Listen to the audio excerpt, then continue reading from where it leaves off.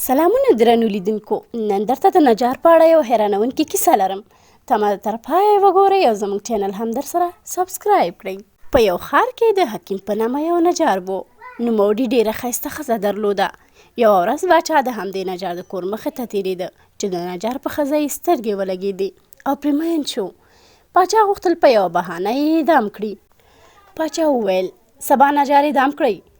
کله چې نجار خبر شو د ډېر خوف او ډار له کبله د شپې خوب نه ورتلو. د نجار ښځې وویل د هرې شپې غوندې ویده شه، رب مو لوی دی، شریک نه لري او د رحمت دروازې یې ډېرې دي.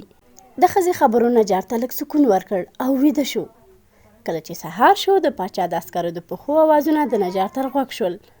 نجار ډېر غمجن شو او په ناامیدۍ او ویرې خپلې ښځې ته وکتل او ورته یې وویل ډېر پښیمانه شوم چې ستا په خبرو مې اعتماد وکړ.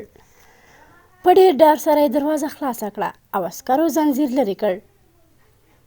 دوه عسکرو په ډېر تعجب سره نجار ته وویل پاچا نن مړ شو، موږ راغلي یو چې ته پاچا ته تابوت جوړ کړې. نجار د دې خبرو په اورېدو سره ډېر خوښ شو او د عذر په څېره یې خپلې ښځې ته وکتل. ښځې یې مسکی شوه او ورته وویل د هرې شپې په څېر ویده شه، رب مو لوی دی او د رحمت دروازې ډېرې دي.